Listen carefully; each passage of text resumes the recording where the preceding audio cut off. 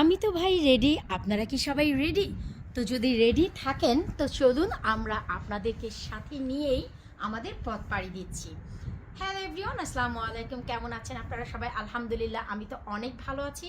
কতটা ভালো আছি আমার পোশাক আশাক দেখে নিশ্চয়ই বুঝতেই পারছেন। ঠান্ডায় একেবারে জমে যাচ্ছি, হাতে গ্লোভসের প্রয়োজন, কিন্তু যেহেতু আমি এখন কাজ করব তাই গ্লোভস সরিয়ে রেখেছি।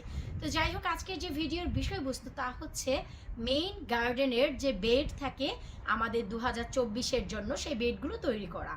অলরেডি আমি আমার মেইন গার্ডেনের এই যে বেডগুলো দেখতে পাচ্ছেন, যেখানে লাউ কুমড়ো থেকে শুরু করে লাল শাক, ডাঁটা শাক, পালং শাক, কলমি শাক, সিম থেকে শুরু করে সব ফলন করি।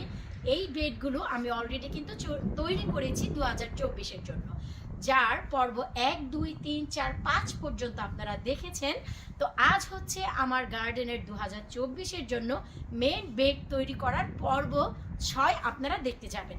এই যে ভিডিওগুলো আপনারা কিভাবে পাবেন, কোথায় গেলে পাবেন, ভিডিও শেষে আমি ডিটেলস আপনাদের বলে দিব। এতে করে আপনাদের জন্য অনেক সুবিধা হবে, কারণ আমার অনেক লাভলি ভিউয়ার্স অলরেডি পর্ব 1 থেকে নিয়ে পর্ব 5 পর্যন্ত দেখে ফেলেছেন কিভাবে আমি আমার বেডগুলো তৈরি করেছি।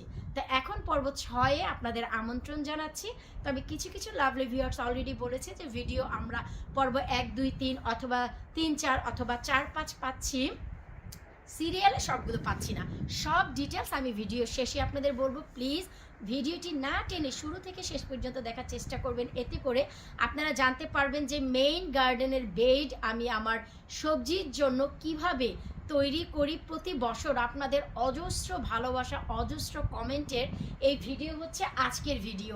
বিশেষ করে কিছু কিছু আপু ভাইয়া, আঙ্কেল আন্টিরা এমনভাবে প্রশ্ন করেন যে আমার অন্তরে একেবারেই ছুঁয়ে যায়। দিদি গো, যদি একটু বলতে যে তোমার গার্ডেনের বেড কিভাবে তৈরি করো, মা যদি একটু জানাতে যে তোমার গার্ডেনের বেডটি কিভাবে তৈরি করো, তাহলে আমরাও তোমার মতন এতটা চমৎকার সবজি করে খেতাম। মাগো, তোমার ভিডিও এত বেশি ভালো লাগে, কিন্তু শুরু থেকে শেষ পর্যন্ত কিভাবে গার্ডেনে বেডটি তৈরি করো যদি একটু বলতা। শুধু তাই না, কিভাবে টবে মাটি তৈরি করো একেবারে শুরু থেকে যদি একটু জানাতে। ওই যে দেখেন আমার মাথার উপর দিয়ে প্লেন যাচ্ছে, আমার ভিডিও করলেই ভাই প্লেনে যাওয়া আসা করাই লাগবে। তো এই যে সবার কমেন্টগুলো অনেক বেশি মনোতৃপ্ত। তো যাই হোক, আমার পর্ব 6 তৈরি করার আগে আমি আপনাদেরকে দেখাবো পর্ব 5, আমার গার্ডেনের 5 নাম্বার পর্যন্ত বেড তৈরি করার পর আমার গার্ডেনটির বর্তমান অবস্থা।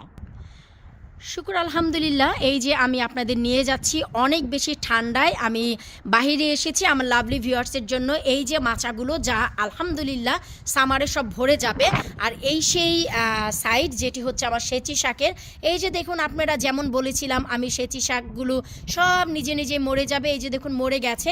এই যে আবার সামারে ঠিক এই জায়গা থেকে নতুন করে আবার পাতা দিবে। ওই যে কর্নারে থাকে আমার কালো কচু, মিষ্টি কচু বা দুধ কচু, ওইখান থেকেও আবার হবে, আর সাইডগুলোতে লতি কচু। তো এই যে দেখুন, আমি পর্ব 5-এ কিন্তু আমার গার্ডেনে যে খাবার দিয়েছিলাম তা ছিল ঘোড়ার গোবর। তো এই যে ঘোড়ার গোবর আমি এখানে নয়, এখানেও যে একটি সেচি শাকের পট আছে এখানেও দিয়েছিলাম। তো এই যে দেখুন প্রতিটি বে আপনারা একটু দেখুন যে ঘোড়ার গোবর দেওয়ার পর আমার কি অবস্থা।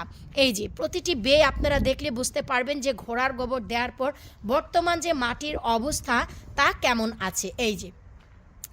এই হচ্ছে রে ভাই আমার অবস্থা। আর এটি হচ্ছে সেই জায়গা যা হচ্ছে আমার একটি পেয়ার গাছ আছে, পেয়ার গাছের পেছনে একটি মাচায় গত বছর কিন্তু আমার অনেক মিষ্টি কোমরের ফলন করেছি। তারপরে দেখলাম যে না, অনেক অন্ধকার হয়ে যায় পাতা টাতা দিয়ে, তাই এই যে এখানে নতুন একটি মাচা দিয়েছি। কি করব না করব, ভবিষ্যৎ প্ল্যান পরিকল্পনা 2024-এর জন্য এখানে কি লাগাবো সব আপনাদের সাথে শেয়ার করব। কিভাবে এই মাচা বানানো, কি আসে বিষয়। তার আগে এই যে আপনারা গোবর দেওয়া মাটিগুলো একটু দেখুন। এই যে দেখুন, আশা করি দেখতেই পাচ্ছেন যে বর্তমানে গোবরের পর এই যে কি চমৎকারভাবে মাটি একে অপরের সাথে মিশে গেছে। শুধু তাই নয়, এই যে পুকুর পাড়েও যেখানে আমার অনেক বেশি লতি কচু হয়েছে সেই জায়গাটিতেও দেখুন এই যে গোবর দেওয়ার পর কত চমৎকার হয়ে গেছে। তো এই যে ভিডিওগুলো আমার করার উদ্দেশ্য হচ্ছে আপনারা যেন একবার এই জিনিসগুলোকে করে নিতে পারেন, এতে করে অনেক সুবিধা হয়। কারণ আপনারা যদি এই যে বেড একবার তৈরি করেন, ট্রাস্ট মি, সামারে আপনাদের আর কোনো কিছুই করতে হবে না এই মেইন মাটিতে। ট্রাস্ট মি, আমি একেবারে শুরু থেকে যে ভিডিওগুলো করেছি যদি আপনারা এখানে দেখেন। তো আজ আমি পর্ব 6 করতে যাচ্ছি, পার্ট 6। এখানে কি এইটি হচ্ছে বোন মেল। এই বোন মেলগুলো আমি দেব, কারণ এই বোন মেলের পরিবর্তে আপনারা যদি চান কলার খোসা দিতে পারেন। তো আমার যেইটুকু বেড আছে এই বেডে যদি আপনারা কলা না, আমি ভুল বললাম, আলুর খোসা আপনারা দিতে পারেন প্রচুর পরিমাণে ফসফরাসের জন্য। তো এইটুকু বেড তৈরি করার জন্য আপনাদের দিতে হবে নিচে হলেও এখানে 20 কেজি আলুর পিল, আলুর খোসা।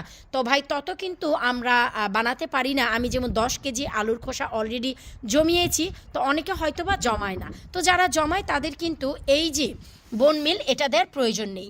এটা আর সেটার ভিতরে পার্থক্য কি? দুটির ভিতরেই কিন্তু ফসফরাস প্রচুর। তো আমাদের ঘরোয়া যে জৈব ফসফরাস তা যদি আমরা দিতে যাই 4 মাস আপনাকে কাভার করবে, 3 থেকে 3.5 মাস। 4 মাস পুরোপুরি যায় না, কারণ আমি অনেক প্র্যাকটিস করেছি, অনেক অভিজ্ঞতার সাথে বলছি। আর এই যে বোন মিল এটা হচ্ছে আপনাকে একবার গার্ডেনে দিলেই হয়, এটার মেয়াদ থাকে 6 মাস। তো আপনি যদি এটা দিয়ে দেন বছরে 1 সামারই যথেষ্ট। আর এটা দিতে হবে গাছ লাগানোর 3 থেকে 4 মাস আগে। তো এখন যেহেতু ফেব্রুয়ারি মাস, আপনারা যদি এখন দেন তো তার রেজাল্ট পাবেন আপনারা মে এবং জুন মাসে, কারণ তখনই কিন্তু আমাদের মূল গার্ডেনিং শুরু হয়। তো এই যে জিনিসগুলো এগুলো আপনারা কিভাবে দিবেন, এই যে দেখুন মোট ভরে আপনারা নেবেন, নিয়ে যে কাজ করবেন এই যে জিনিসগুলো, এই যে যেহেতু অনেক বেশি বাতাস, তারপরে এই যে ঠিক এভাবে ছড়িয়ে ছিটিয়ে দিতে হবে পুরো গার্ডেনে। এই যে 1 সামারের জন্য আপনাদের একবার বোন মিলই যথেষ্ট। মোট ভরে ভরে নিয়ে যতটুক না আপনার জায়গা কাভার হচ্ছে শুধু দিতেই থাকবেন। আমি এই যে ছোট্ট জায়গাটিতে আপনাদের একটু দেখাচ্ছি, এতে করে আপনারা বুঝতে পারবেন। এখানে রয়েছে আমার সেচি শাক। তো সেচি শাকগুলোও কিন্তু ফসফরাসের প্রয়োজন আছে। এই যে দেখুন, যখনই দেখবেন যে পটটি কাভার হয়ে গেছে, বেডটি কাভার হয়ে গেছে, জায়গাটি কাভার হয়ে গেছে, ততটুকুই যথেষ্ট। এই যে দেখুন আমি সমস্ত বেডটিতে বোনমিল দিয়ে দিয়েছি। এখন আপনারা কিন্তু একটু দেখলেই, নজর বুড়ালেই বুঝতে পারবেন যে আমি কী পরিমাণ দিয়েছি। এই যে দেখুন আমি একটু দেখাচ্ছি, শুধু এই যে আপনারা দেখুন একটি কর্নার থেকে যদি ধরেন কোনো জায়গায় কিন্তু বাদ পড়েনি বোনমিলের জন্য। প্রতিটি জায়গায় আপনারা দেখতে পাবেন এই যে বোনমিল দেওয়া হয়ে গেছে, প্রতিটি জায়গায় ছড়ানো ছিটানো। এই যে দেখুন বোনমিল। ট্রাস্ট মি, এই বোন মিলে হচ্ছে আমাদের বাগানের সর্বশেষ খাদ্য ছিল বেড তৈরি করা। আমি সম্পূর্ণ বেডটি একেবারে কমপ্লিট করে ফেললাম। আর এই যে বোন মিল দেওয়ার পর মাটির সাথে মিশিয়ে দেওয়ার কোনো প্রয়োজন নেই। এখনও পর্যন্ত অনেক বেশি ঠান্ডা, ঝড় বৃষ্টি তো হয়েই যাচ্ছে। বৃষ্টি হলে বৃষ্টির পানির সাথে সাথে বোন মিলের যত নিউট্রিশন মিনারেলস আছে সব মাটিতে চলে যাবে। এইটুকুই হচ্ছে আপনাদের কাজ। তো এখন আমি যেমন কি বললাম যে আপনারা যারা পাচ্ছিলেন না ভিডিওগুলো কিভাবে আপনারা পাবেন, আমি আপনাদের জন্য সহজ করে একটু বলে দিচ্ছি। আপনারা যদি ইউটিউবে গিয়ে লাবণী কিচেনে যান, আমার চ্যানেলে গিয়ে ইউটিউবে গিয়ে যদি সার্চ করেন Laboni kitchen cooking and gardening, শুধু লাবণী কিচেন লিখলেই আমার চ্যানেলটি চলে আসবে। সেখানে গিয়ে ভিডিওতে গিয়ে আপনারা প্লে লিস্টে যাবেন। সেখানে আপনারা মাটি তৈরি পর্ব 1, পর্ব 2, পর্ব 3, পর্ব 4, পর্ব 5 এবং এই যে পর্ব 6 আজকে আমি অ্যাড করব।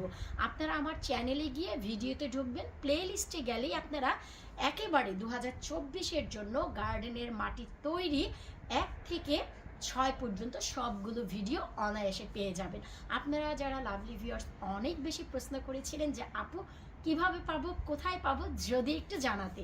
এই যে আমি ভিডিও শেষে বলে দিলাম। আর হচ্ছে বিশ্বাস করুন সারা সামারে এই বোন মিল আপনাদের আর ব্যবহার করতে হবে না। আপনারা যদি আলুর খোসা ব্যবহার করেন 1 সামারে 3 বার ব্যবহার করতে হয়, এভরি 1 মান্থ। আমাদের সিজন থাকেই মাত্র 3টি মাস। তো আপনারা যদি আলুর খোসা দিতে হলে 2 মাস আগে দিতে হয়, আর বোন মিল যদি কেনাটা দেন 3 মাস আগে। তো সেই ক্ষেত্রে আপনারা যদি এপ্রিল মাসে অথবা মার্চের শেষে আলুর খোসা দিয়ে দেন, আপনারা কিন্তু মে এবং জুনে অনায়াসে ফসল করতে পারবেন। আলুর খোসা এবং এই বোন মিলে কোনো কিন্তু পার্থক্য নাই। ভুরি ভুরি ভুরি ভুরি আপনার ফসফরাস। এই ফসফরাসগুলো মাটির নিচে গিয়ে যে মাটির নিচের যে এলিমেন্ট তা অনেক স্ট্রং করবে। মাটির নিচে থাকা যে রোগগুলো আছে তা একেবারেই ধ্বংস করে ফেলবে। গাছপালা দেওয়ার পর খুবই হেলদিভাবে হেসে খেলে গাছপালাগুলো বড় হবে এবং ফুল ফল টিকিয়ে রাখতে সাহায্য করবে আমাদের এই বোন মিল।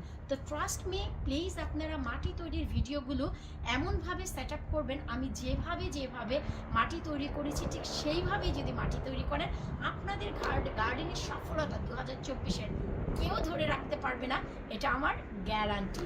তো আশা রাখছি আজকের এই ভিডিও আপনাদের ভালো লেগেছে। পর্ব 6-এর পর মাটি তৈরিতে আমার আর কোনো প্রকারের খাদ্য অ্যাড করতে হবে না। এখন সরাসরি আমি গার্ডেনিং শুরু করে দিব। খুব শীঘ্রই আমি এই যে ফেব্রুয়ারি মার্চ মাসে যে ফলন আমি করি তা শুরু করে দিব, আপনাদের সাথে শেয়ার করব। বিদায় নিচ্ছি আজকের মতো, আল্লাহ হাফিজ।